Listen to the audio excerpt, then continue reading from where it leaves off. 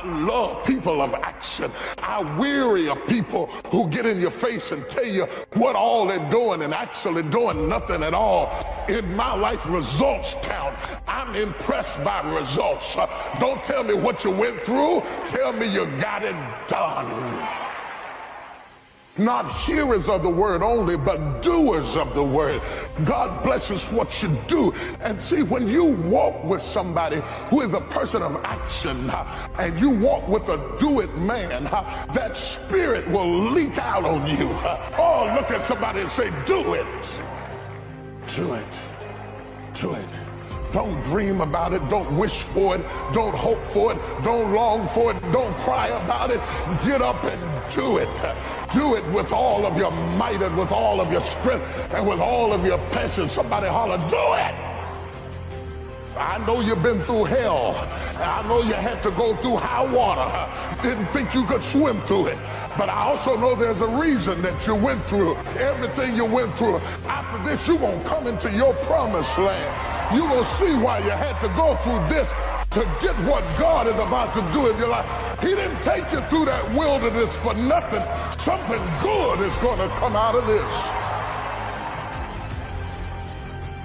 You can't let your past destroy your future. You got to get rid of the stuff behind you so you can lay hold to the stuff that's before you. Look at somebody and say, get it off you. I don't know who I'm preaching to, but whoever it is, you're getting ready to go to the next level. You're getting ready to go into a brand new dimension of thinking and living and breathing, and a whole lot of things had to change in your life. But the Lord said, after this, get ready, get ready. Some of you have been standing waiting on God to help you. You better go ahead. Slap somebody and say, do it. You've been praying about it, but it's time to do it. You've been waiting on a sign, but it's time to do it. You've been waiting on God to respond, but he already gave you the answer. Do it. Give it everything you got. Put your heart in it. Most people, when they're working on dreams, they don't give it everything they have. All you can do is all you can do. And all you can do is enough. Most people don't do all they can do. Most people go through life holding back. Answer your calling. Whatever you're called to do, don't count yourself out. Don't say, I can't do that. Many of us go through life saying no, and you don't even know what you're saying no to. You don't know what you cannot do if you're not willing to challenge yourself. Whatever it is that you don't know how to do right now, you can learn. I did not know how to speak for major corporations. I didn't know how to do that. But I decided to become a student. If you do your research, if you do your homework, if you make the commitment that I'm going to learn, when you look at what do I have going for me and drop your buckets where you are, decide I'm going to work and get myself together. A guy named Jim Rohn said, if you develop your gifts will take you places that you'll never begin to imagine. I mean, how bad do you want your goal right now? I think there's a lot of people in the world today, because it's a really niche thing to talk about, I want this is my outcome, this is my goal. Like, how bad do you want? Do you want it as bad as breathing? Do you want it as bad as anything you ever wanted in your life? And if you calibrate it at the highest enough levels, what I found is the people that are the hungriest, they find a way. When you know why you want something, when it's desperation, the power of being desperate is something that most people avoid. They think desperation is a weakness. And I'm here to tell you, desperation is one of the most powerful emotions you could possibly possess, because when you're desperate, you find reserves and reservoirs of ideas, talents, and a strength that you don't know you have when you find yourself in a desperate situation. So ironically, the one thing most people avoid in their life, hunger, which is caused by being desperate. When you're starving, you become desperate. Think of somebody who's starving on the street. How resourceful would you get if your children were literally starving and you had to feed them? So the number one thing we need more than anything to win is hunger, which comes from a state of desperation. Yet we're constantly trying to comfort ourselves in the real world to avoid the state of being desperate. And I'm telling you that I think you need to embrace desperation again in your life. Like, do you want it so bad that you're desperate for it?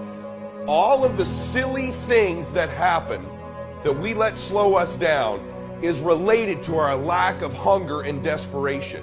And so I'm here to ask you, how desperate are you for what you want? Like, here's what I think. I think most people would just like their goals. They'd like their outcome. They're not hungry for them. They're not starving for it. They're not desperate for it. But when you start to feel that desperation, it's one of those powerful emotions in the world, because you become so resourceful, you become so determined, and all the noise goes away. See, all of these objections, all of these fears, all of these old stories you tell yourself, all the excuses that you're making, and I love you, so I'm saying this to you, are all going back to a lack of real hunger, real desire, real desperation. Because real desperation is beautiful. The most alive you'll ever feel, ironically, is when you're the most desperate. You talk to people who are the closest to death in an accident, and they'll tell you, ironically, it was the most alive I've ever felt. Because you're so desperate to survive. You're so desperate to get through it. Yet in life, we try to avoid this all the time. And I'm here to tell you, embrace the desperation. Seek the desperation. Show me somebody hungry. I'll take hunger and desire over IQ, over knowledge, over skills every day of the week. Because I can teach you skills. I can teach you the lessons. I can teach you the words. But I can't give you heart. I can't give you hunger. I can't give you desire. I can't give you the courage to be desperate. Because desperate people look a little funny. Desperate people don't fit in. Desperate people stand out. You see someone desperate, you're like, whoa, what's going on with them? Desperate people get criticism. And most people would rather not stand out. Or they'd rather not leave the crowd. They'd rather not take the criticism. They'd rather not take the heat. So most people say, I'd love to be a millionaire. I'd love to win. I'd love my dream relationship. I'd love the best body I could have. I'd love to be happier, but I don't want to look bad doing it. I don't want to seem desperate. I don't want to seem different. I don't want to step out of the crowd. And as long as you're one of those people who won't step out, who won't look a little bit funny, who worries more about what other people think about them than truly winning, you're always going to be held back. What's your level of real hunger? What's your level of real desperation? How bad do you really want it? Or would you just like it? Do you need it like you need to breathe? Do you need it like you need to eat?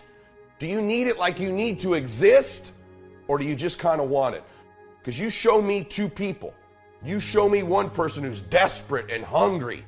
You show me another one who'd like it or wants it. You show me one person who's willing to look bad and get uncomfortable and color outside the lines and do whatever they got to do to get to their dream. And you show me another one who won't, I'll take this person every day of the week. Maybe they don't come from the perfect background. Maybe they don't have all the perfect words. Maybe they don't have all the right relationships, but they got the goodies, man. They got the one thing you got to have to win, which is hunger and desire and some heart. And I know you've heard these things before, but now I want you to be self-aware. Really, how hungry are you? What are you doing to feed your hunger? What are you doing to feed the fact that you feel like you're starving? Because the more you want something, the lack of it makes you more and more hungry. For example, if I were really hungry and I needed some food, it's one thing to want it. It's another thing, when that food's right in front of me and I'm not allowed to eat it, I become hungry. So the closer you bring what you want to you increases its hunger level. The more repetitious it is, the more you think about it, the more you bring it into your thoughts over and over and over again, the hungrier you get. That's why repetitive thought about what you want is so critical. So evaluate that. Am I as hungry as I could be? Am I as starving as I could be? Do I want it so bad I'm desperate for it? Or would I just like it? Would I hope for it? The greatest athletes, the Kobes, the Bradys, the Jordans of sports, have a way of feeding their hunger all the time and increasing it. What separates them isn't just their work ethic, isn't just their talent, although those things matter, isn't just they practice more. What separates them is they're just hungrier. They somehow find a way as they climb up the ranks and win championships to get even hungrier for more, where 99% of the athletes lose just a little bit of their edge once they get that first championship, that first pro contract, that first big amount of money, that first world championship. They just lose their hunger a little bit. And then there's the elite. They get hungrier. It feeds the beast. For some of you, have you been hungrier in the past? Let's be honest. And have you lost a little of that hunger where you're just not quite as desperate as you used to be? And so it's feeding your desperation. And the way we do that is we feed it to ourselves over and over again because it becomes something we must have. We have to have it, like we gotta eat, like we gotta breathe.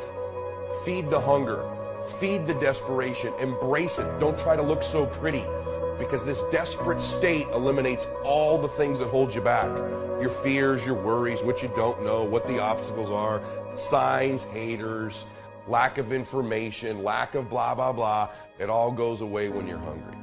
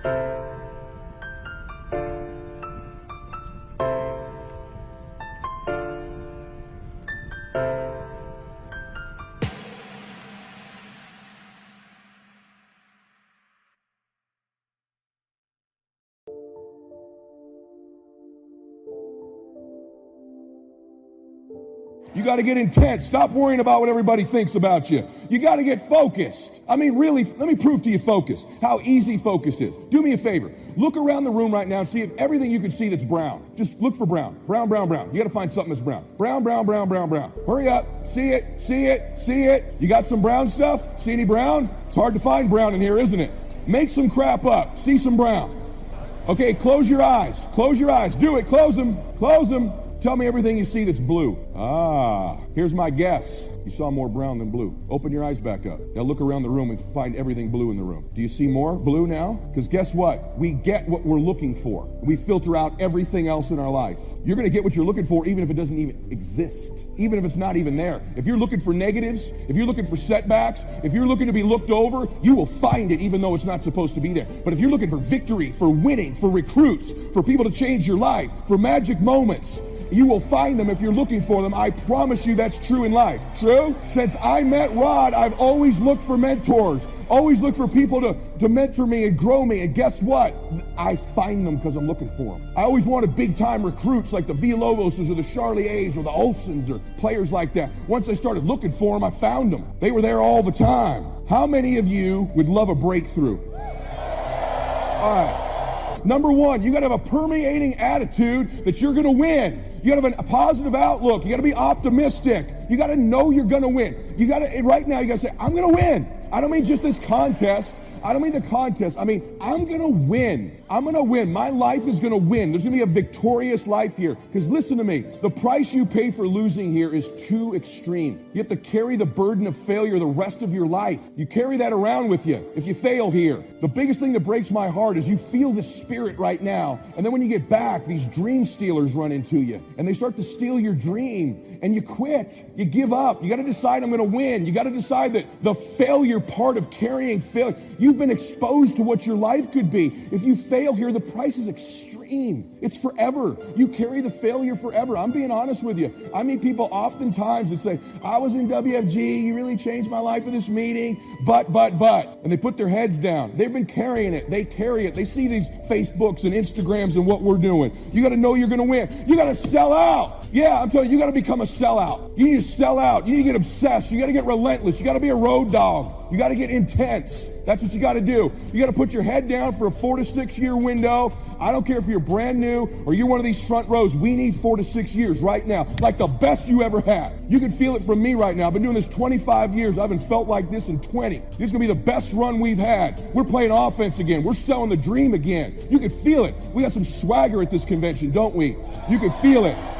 You can see the videos. We need your best. Let's go on a run. See, we're a family. We're a dysfunctional family sometimes, but we're a damn family. We don't always get along, but at the end of the day, we've done something great together. We've made history together. Biographies and autobiographies, the stories of successful people, unsuccessful people. There's some dramatic stuff, right? Over the last 100 years, it's been written biographies and autobiographies. Here's one of the best, the Bible. The Bible is a unique book because it's got a list of human stories on one side of the ledger, another list of human stories on the other side of the ledger. One's called examples, and the other's called warnings. And here's what we've got to have on biographies and autobiographies, both warnings and examples. In the Bible, the examples, the Bible says, look at these people's lives, follow them, follow their philosophy, follow their advice. Then we got the warnings, right? Don't do what these people did, messed up their life, threw their life away. Vitally important, both sides of the scenario. Now, if your life story ever gets in one of those books, make sure they use it as an example, not a warning. Also, we need balance, both sides, balance, good and evil. Biographies, autobiographies. You need a book on Gandhi. You need a book on Hitler. One to illustrate how high a human being can go, and the other one to illustrate what? How low and despicable a human being can become. You need both sides of the scenario. Next, accounting. Got to have a little, at least primary view of accounting. Kids have got to start learning the difference between a debit and a credit. Next is law. We all need, right, a little bit. You don't have to be a lawyer, but you got to know contracts, what to sign, what not to sign, backups, good advice, how to be safe rather than sorry. All of us need a little law. Not a lawyer, but a little law, especially these complicated days. Everything's in court these days. I learned this the hard way. Company wanted to borrow money a long time ago, up in Canada. Company wanted to borrow some money. The bank said, well, yes, we will loan the company the money if Mr. Rohn will sign personally. And I wanted to play hero, and I knew the company could pay it back. $250,000.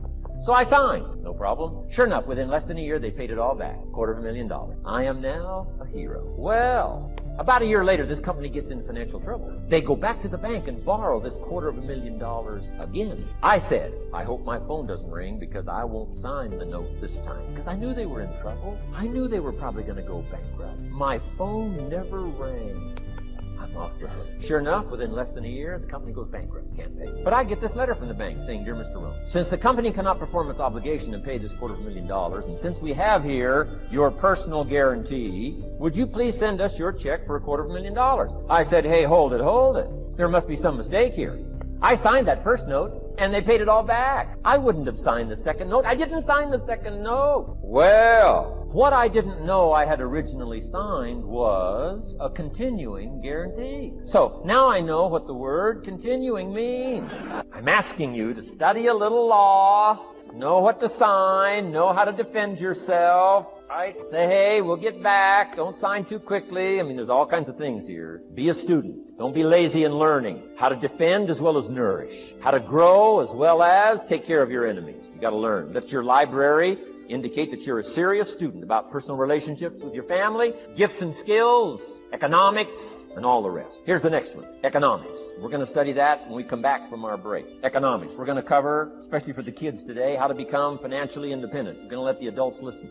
I've been teaching kids for the last 18, 19 years how to be rich by 40, 35 if you're extra bright. Most kids think they're extra bright. They go for 35 or much sooner if you find a unique opportunity. We're going to get into that. Be a student of economics. Next, culture, sophistication. Don't leave that out of your life. Culture, sophistication. Culture is part of the fabric of the nation. Culture is what makes us different from dogs and animals. Culture is what makes us different from the barbarian. Culture, sophistication. Be a student of the dance and the art, and music, and all the rest of those extraordinary human values that are possible for us all to participate in as well as to enjoy. Be a student of culture. And the last one is spirituality. Study it from the Bible and all the related books about spirituality. If you're a believer, study and practice. Let your library show you're a serious student. Next, keep a journal. Show that Mr. Rohn not only be a student, but the good ideas that you develop from the book. Keep a separate journal. Write all this stuff down. Here's what he said. Don't trust your memory. If you're serious about becoming wealthy and powerful and sophisticated and healthy, influential, cultured, unique, keep a journal. Don't trust your memory. If you listen to something valuable, write it down. Come across something important, write it down. Write it down. Now, I used to take notes on pieces of paper and torn off corners and backs of old envelopes and restaurant placemats and long sheets and narrow sheets and little sheets and pieces thrown in a drawer. Found out the best way, keep a journal. I've been keeping these journals now since age 25. It makes up a valuable part of my own learning, and it's a valuable part of my library. My own journals now form a good portion of my own library. The stuff. I'm trying to get kids to do like I do. Be a buyer of empty books. Kids find it interesting I'd buy an empty book, especially at my status in life. What did I pay for this? $26. Kids say, $26 for an empty book? Why would you do that? Well, the reason I paid $26 is to press me, to see if I can't find something worth $26 put in here. And I'm telling you, all my journals are private. But if you got a hold of one of my journals, you wouldn't have to look very far until you would say, this is worth more than $26. I must admit, if you got a glimpse of Mr. Rohn's journals, you'd have to say he is a serious, not just committed to his craft, but committed to life, committed to skills, committed to learning, to see what I can do with seed and soil and sunshine and rain and miracle and possibilities and turn it into equities of life and treasure, family relationships, enterprise, sales, management, gifts galore, everything you want, all available, especially in America. I'm asking you to keep a journal. I call it one of the three treasures to leave behind. Let me give you that. One of the three treasures to leave behind. Number one is your pictures. Take a lot of pictures. Did you ever look back, right? 2 or 3 generations, just a handful of photographs way back there. Wouldn't it be something if there was album after album, thousands of pictures to help tell the story? A picture's worth 1,000 words. Don't be lazy in capturing the event. How long does it take to capture the event? A fraction of a second. How long does it take to miss the event? A fraction of a second. Errors in judgment or discipline. Take lots of pictures. Help tell the story. Click, click, God, click, click, God. I go to Taiwan to lecture. Taipei, Taiwan. Grand Hotel. Neat place to do a weekend seminar. I got 1,000 students. Guess how many cameras? 1,000 cameras. They all bring their cameras. They wouldn't miss the event, take pictures. Takes me more time to take pictures than it does to do the lectures. Here's my new American friend. Here's my new American friend. Click, click, save it. Got it. 1,000 words, each one. What a scenario. Don't miss it. When you're gone, one of the things to leave behind, the treasure in picture as well as in word. Next, your library. The library that you gathered, that taught you, that instructed you, that helped you to defend your ideal, that helped you to develop a philosophy, that helped you to become wealthy and powerful and healthy and sophisticated and unique. The library that helped you conquer some disease. The library that helped you to conquer poverty. The library that caused you to walk away from the ghetto. The library, the books that instructed you, fed your mind and fed your soul. Leave your library behind. One of the greatest gifts you can leave behind is your library. Stepping stones out of the darkness into the light. Your library. So leave your books behind. Your books will be more valuable than your couch. Your books. Your books. Your books. And third is your journals. The ideas that you picked up. The notes you took at seminars like this. Wherever you found an occasion to gather something valuable and put it in here so you could go back over it, go back over it. Repetition is the mother of skill. Read it one more time. Learn it one more time. See if you can digest it one more time. Let it coach you one more time. Let it teach you one more time. Let it inspire you one more time. Words are inspirational. The lyrics of a song. And not just read it once. That's why we put our stuff on cassettes so you can go through it again and again and again. If you hear a beautiful song that does something to you, you don't say, well, that's enough. Don't need to hear that again. No. Wouldn't you want to hear it again, hear it again, hear it again? Let it instruct you. Let it feed you. Let it teach you. Take you on wings of emotional journeys. Wouldn't you want to do that again? The answer is yes. That's what's so important. Here's what's important. One of the things to leave behind, that's your journal. All the stuff you took the meticulous time to gather. One of the greatest proofs that you're a serious student. When the challenges of life come your way, you've got to find ways to increase your sense of self-appreciation, because if you don't, you're bombarded with negative stuff every day that beats you down, and you will find yourself unconsciously engaged in self-destructive behavior. If you don't program yourself, life will program you. So you want to have an agenda for your life. It's necessary that you have some direction for your life. A friend at the National Speakers Convention gave us a presentation, and it really struck me. He was talking about when he was traveling across Europe, Warren Gresham, and he said at different points, soldiers would wake them up on their journey and ask him the question. And I posed this to you. The question was, where have you been? Why are you here? And where are you going?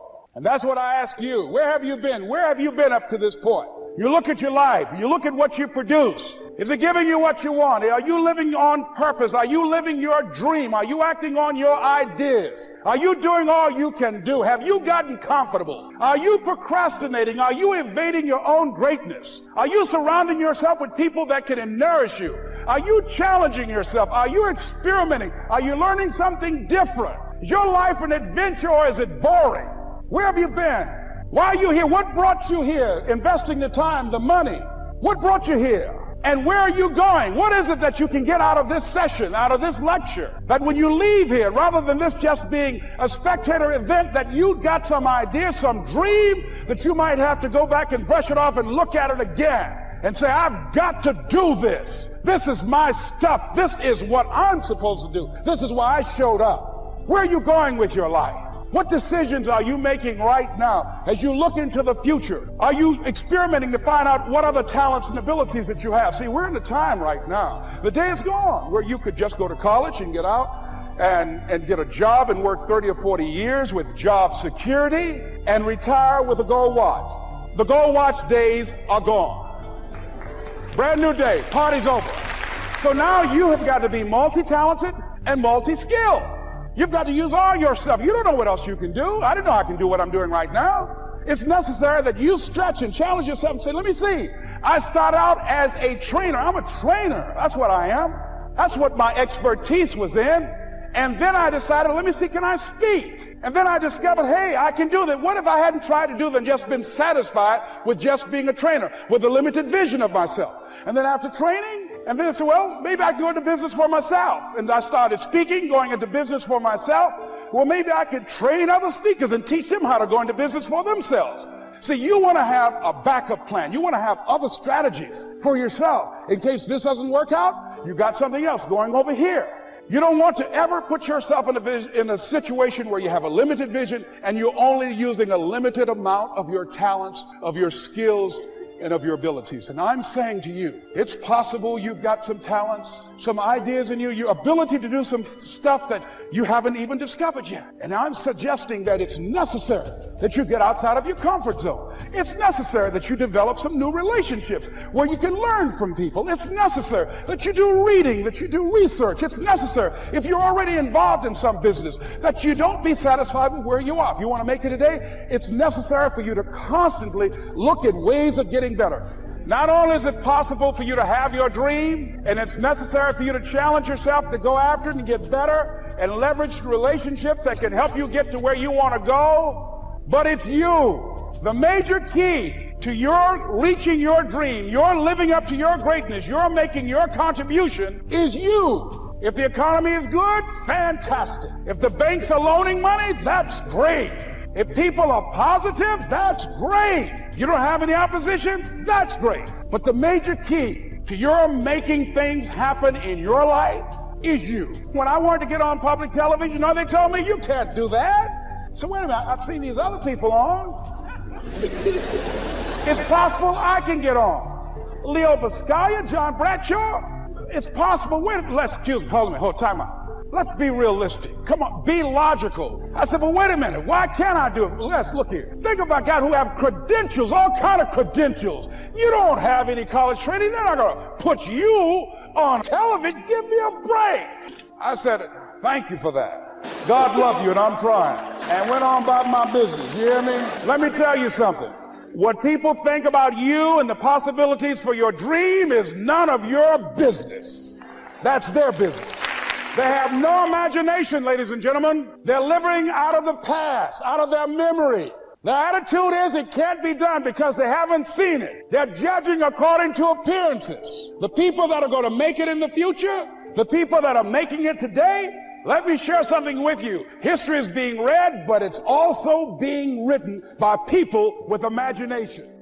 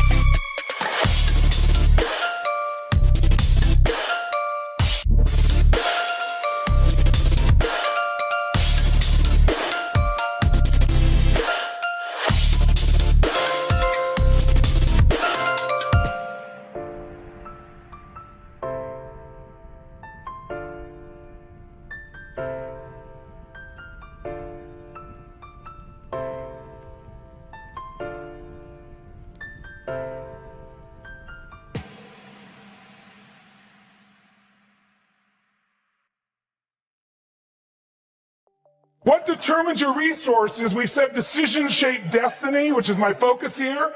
If decisions shape destiny, what determines it is 3 decisions. What are you going to focus on?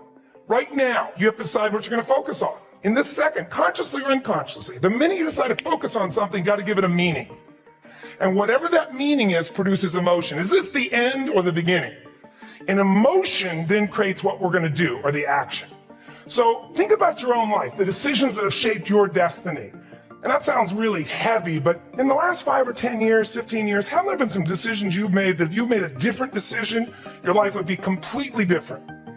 The history of our world is these decisions. When a woman stands up and says, no, I won't go to the back of the bus, she didn't just affect her life. That decision shaped our culture. Or someone standing in front of a tank. Or being in a position like Lance Armstrong and someone says to you, you got testicular cancer. That's pretty tough for any male, especially if you ride a bike. Right? You got it in your brain, you got it in your lungs. But what was his decision of what to focus on? Different than most people. What did it mean? It wasn't the end, it was the beginning. What am I gonna do? He goes off and wins 7 championships he never won once before the cancer because he got emotional fitness, psychological strength. That's the difference in human beings that I've seen of the 3 million I've been around. Because that's about my lab. I've had 3 million people from 80 different countries that I've had a chance to interact with over the last 29 years. And after a while, patterns become obvious. You see that South America and Africa maybe connect in a certain way, right? Other people say, oh, that sounds ridiculous. It's simple. So what shaped Lance? What shapes you? 2 invisible forces. Very quickly. 1, state. We all have had times. Have you had a time you did something and after you did it, you thought to yourself, I can't believe I said that. I can't believe I did that. That was so stupid. Who's been there? Say aye. Have you ever done something after you do it, you go, that was me. Right? It wasn't your ability, it was your state. I should be able to change that quickly, but what I want to finish with quickly here is your model of the world is what shapes you long term. Your model of the world is the filter. That's what's shaping us. That's what makes people make decisions. When we want to influence somebody, we got to know what already influences them.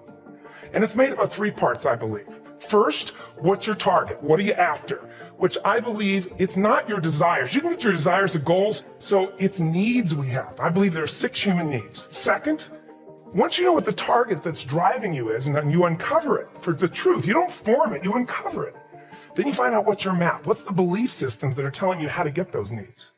Some people think the way to get those needs is destroy the world. Some people is to build something, create something, love someone.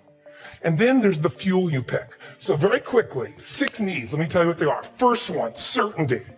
Now these are not goals or desires. These are universal. Everyone needs certainty that they can avoid pain and at least be comfortable. Now how do you get it? Control everybody, develop a skill, give up, smoke a cigarette. And if you got totally certain, ironically, even though we all need that, like if you're not certain about your health or your children or money, you don't think about much more. You're not sure the ceiling's going to hold up. You're going to listen to any speaker. But while we go for certainty differently, if we get total certainty, we get what? What do you feel if you're certain? You know what's going to happen, when it's going to happen, how it's going to happen. What would you feel? Bored out of your mind. So God, in her infinite wisdom, gave us a second human need, which is uncertainty. If a win to you is being the greatest dad and husband of all time, then be the greatest dad and husband of all time. And if your number 2 priority is building your business, then it's in second place and it's going to get what it can get. Now, that doesn't mean that you can't be really hardcore about second place, but 1, don't value yourself for results. I will tell you right now, all the wins in business that you're ever going to get, all the money in the world, it's powerful, it's amazing, and you will love taking care of your family. But even that was a reorientation back to your true number 1, if I had to guess, which is your family. So be focused on that, right? This is really about my family. If the business isn't working out, if it's not going the way that you want, look, it's going to be lame, it's going to suck, but you're going to have to alter your mind and remind yourself, my number 1 priority is my family. And what I value myself for on the business side is not accomplishment. It is not success. So decide what your priorities are and don't flinch. Don't be conflicted. Don't try to have my business is as important as my family, and really don't value yourself for accomplishment. It's all about sincere pursuit, okay? You cannot guarantee the success, but you can guarantee the struggle. So you need to extract value from knowing that you left it all out on the field. And that's it. That's all you can do.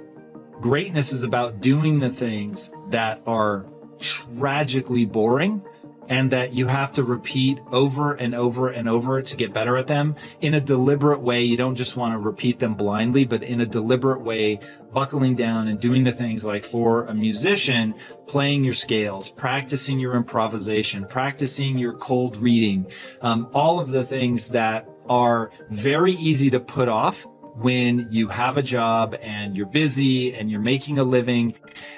It's kind of like typing. What they find is most people sort of, their typing rate, if I remember right, it's like 65 to 70 words per minute, is where most people tap out. But I think the record is somewhere around 250 correct words per minute.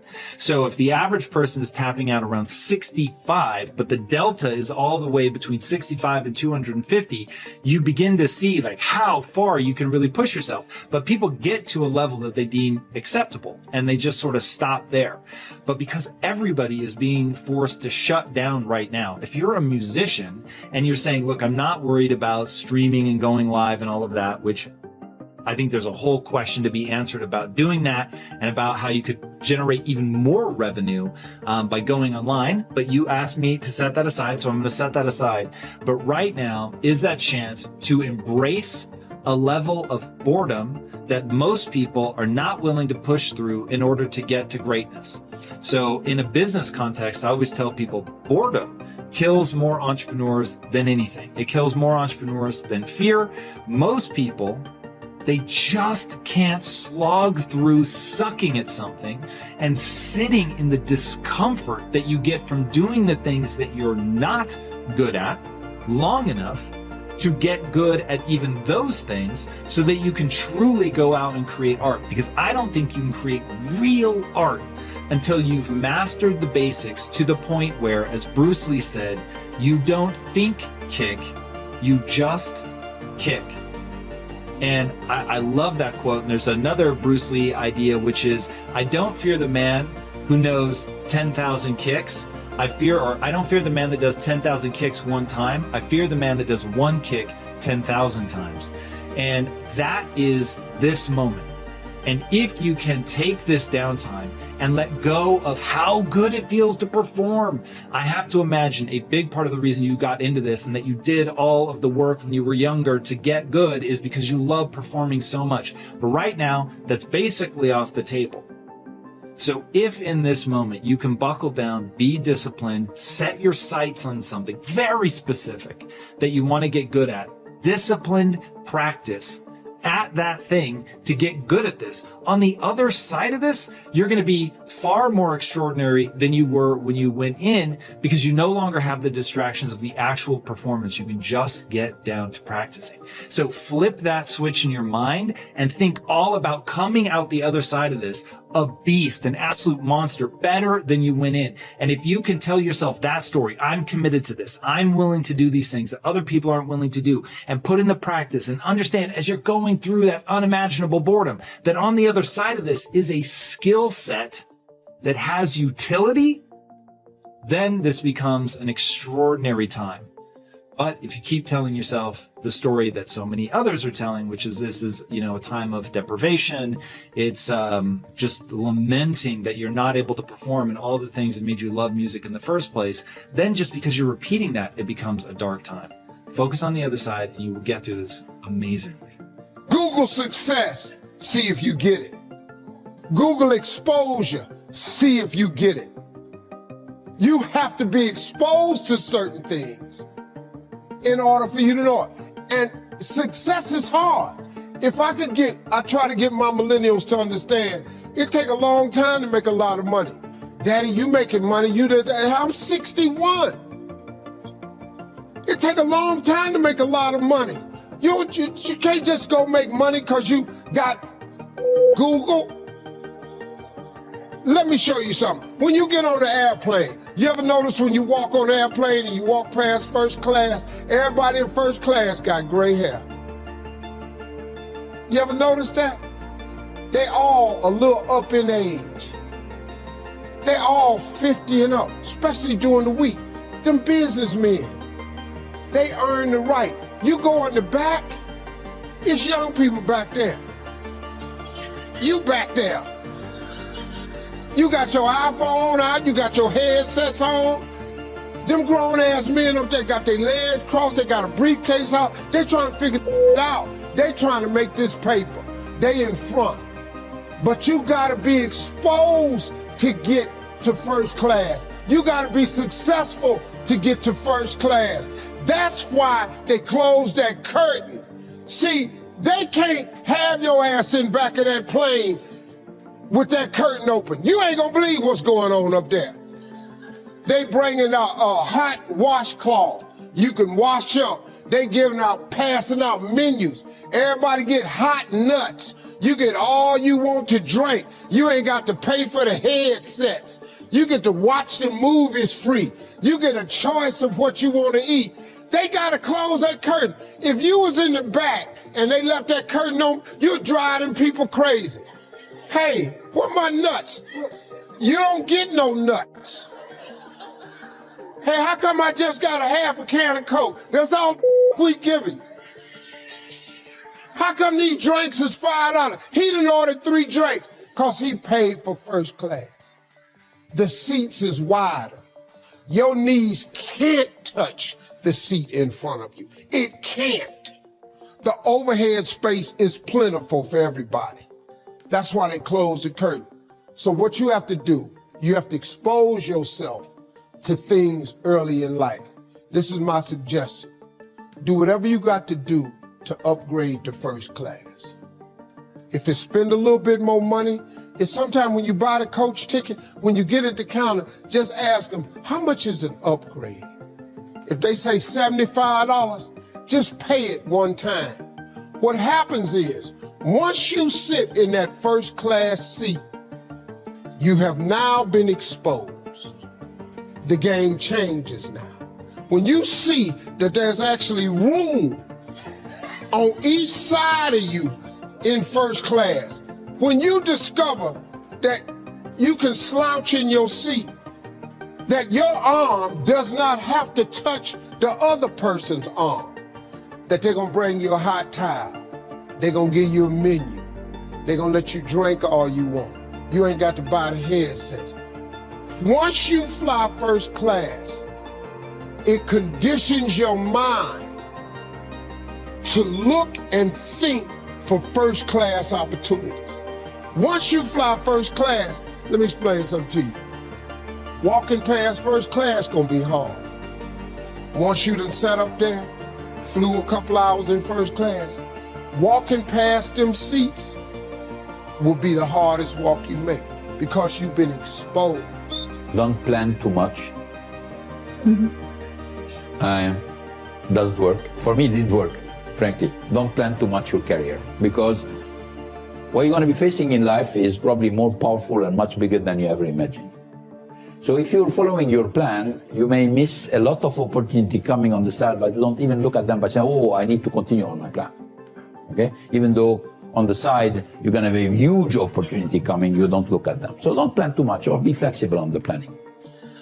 You're going to have a lot of opportunity, particularly in the period we're getting in, 2010, 2020, I think going to be a lot of transformation coming and there's going to be a lot of opportunity, so be flexible.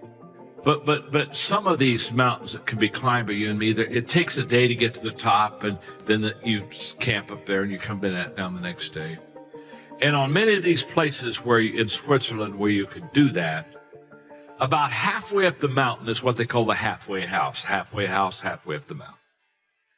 So a group of people starts off with a guy in the morning, and about noon, you're kind of tired, and you've been walking now for 4 or 5 hours, and you're coming up to the halfway house, and it's just it's a wonderful sight. Because as soon as you enter in the halfway house, you can smell the food, and they're getting ready for a good lunch, and you sit down, there's a fire in the fireplace, and there's nice soft chairs, and you can just rest your body and refresh your body. And you've got to be very careful as an entrepreneur to be brutally honest with yourself. And those are some of the things that you'll hear from me as a mentor, that know what you know what you don't know, but you've got to know your business better than anybody. I think the most important is knowing your strengths and weaknesses and knowing what you enjoy doing. You know, if you look at it as a job, you've already lost. It's not going to be your passion, and you're going to count the hours. If you look at it as something you love to do, and then you know what your strengths are, then you can leverage those strengths in your business and in helping others. And once you recognize your weaknesses, then you can work with people that complement you. I mean, every one of my businesses, I've had a partner who's very anal. Martin Woodall, Todd Wagner, I mean, incredibly anal people, perfectionists, because I'm a slob. You know, I'm a big picture, think about what's around the corner, how's technology going to change things, how can I change, you know, this industry, and, you know, making sure that there's somebody there to dot the I's, cross the T's, and keep me in the baselines. And, you know, recognizing my weaknesses is just as important as recognizing my strengths and my core competencies, and you know, having a passion to do them.